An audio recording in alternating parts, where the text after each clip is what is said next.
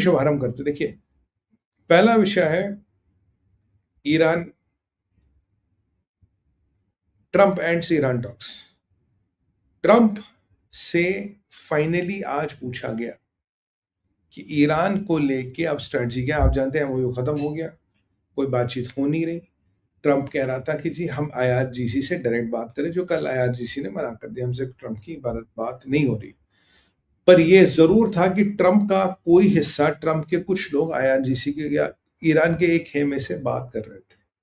आज ट्रंप ने एक अध्यादेश जारी किया है, एक ऑर्डर जारी किया है, जिसके अनुसार अपनी टीम्स को यह बता दिया गया है कि आप किसी भी तरह की बातचीत अगर ईरान के साथ कर रहे हो, किसी भी सोर्स से करो, उस सारी बातचीतों को बंद किया जाए। अच्छा, अब यहां आप कंफ्यूज मत हो जाइए, ये बातचीत इंटरमीडिएरियों के थ्रू ही नहीं है, ये बातचीत और लोगों के थ्रू नहीं, किसी भी तरह की बातचीत, कोई भी बातचीत ईरान से टोटल स्थगित कर दी, टोटल बंद कर दी। तो आज के डेट में अगर कोई भी बातचीत करने का दावा करता है, वो एज पर अमेरिका प्रेसिडेंट वो इलीगल है, वो माननीय नहीं है, वो ऑफिशियल नहीं है। यहाँ direct car talk, indirect bot, intermediary talk, A track, B track, track 1, track 2, track 3, जो भी आप कहें वो सारा कर दिया है बंद। So there are no talks which are happening with Iran in any way whatsoever. Now, whatever talks were happening, they have been permanently put to hold. That is what Trump has to say. तो यानी कि अगर आप बातचीत नहीं कर रहे हो तो तैयारी किसकी कर रहे हो भाई? अगर बातचीत नहीं कर रहे हो तो तैयारी तो युद्ध की करोगे ना, या तो बात करोगे या लात मारोगे। अब बात करनी नहीं तो लात की तैयारी हो रही है। और जो खबरें आ रही है, America is preparing for war, ये मैंने आपको कहा ही था। और अमेरिका एक बहुत बड़े युद्ध की तैयारी कर रहा है। युद्ध भी अब दो तरीके से होगा, या तो वो आपका टिक टिक वाली लड़ाई चलेगी, एकदम घातक हमला, तो पर उस घातक हमले में कैजुअलिटीज बहुत होंगी, बहुत से लोग मरेंगे। Are American ready to take that call? That is something which they have to decide and call, because Trump is sick and tired of this war. ये टिक टिक की लड़ाई से ही सिक एंड टायर्ड। इसमें पैसा बहुत लगता है, रिटर्न बहुत कम है, नहीं। और उसकी मिलिट्री कह चुकी है you have to go to a ramp up war. अगर आप उसके लिए तैयार है ट्रंप साहब, हम जीत सकते हैं, अन्यथा इस लड़ाई से हम ईरान को कमजोर कर पाएंगे, ईरान को हरा नहीं पाएंगे। This is the call mister president, you have to take. ये फाइनली ये बोला। नेटो में अलार्म क्यों है? देखिए, आप जानते हैं जनरल रूट जो था, ये तैयब अर्दोगन का बड़ा घनिष्ठ मित्र था। इससे ट्रंप को कहा था कि ऐसा करते हैं, मिलिट्री प्रोडक्शन का अमेरिका से तुर्किया ले जाते हैं, हमारे नेटो का पार्टनर है, बहुत सस्ते में वहां बन जाएगा, चाइना वाइना को छोड़ो और भारत को छोड़ो, यहाँ से मिलिट्री का सामान बनवाते हैं और बहुत जबरदस्त कॉपरेशन करेंगे। और तैयब अर्दोगन की मरती हुई इकोनॉमी को थोड़ा सा जान फूकेंगे उसमें। और ये माना जाता है कि जनरल रूथ का ट्रंप का बहुत माइंड शेयर है, because he used to literally do चमचागिरी टू ट्रंप। अब ये सबसे बड़ा लॉबिस्ट था तैयब अर्दोगन का। Tayyip Erdogan wanted him to do this to get Trump on the slippery slope, पर पता नहीं व्हाट गुड सेंस प्रिवेल्ड। अच्छा, Marco Rubio doesn't like him, what good sense prevailed, Trump ने मना कर दिया, मना करा, नहीं भाई हम इंटरेस्टेड नहीं है, thank you very much for your generous offer, but we respectfully decline this. और ये बात हो गई। अब ईरान ने कल कहा था कि I am going from defensive to offensive. आप जानते हैं उन्होंने कल यूएई में क्या किया, उन्होंने हौथियों के साथ क्या किया। मोहम्मद बिन सलमान की 2-1 रिफाइनरियों को और ठोक दिया। आज नहीं ठोका, कल वाली आग अभी जारी है।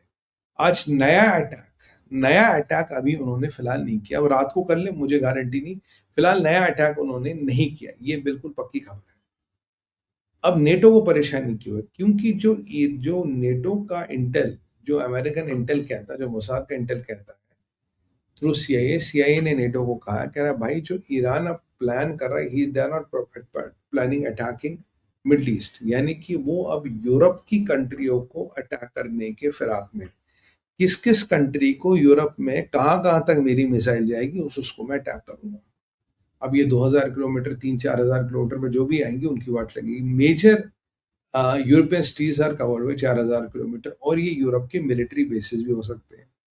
तो बहाना देंगे आपने अमेरिकन को मिलिट्री बेस यूज करने दी और उसका हम रिटेलिएशन कर रहे हैं। बेसिकली मिडिल ईस्ट में फूकने को कुछ ज्यादा बचा नहीं है, टू बी ऑनेस्ट।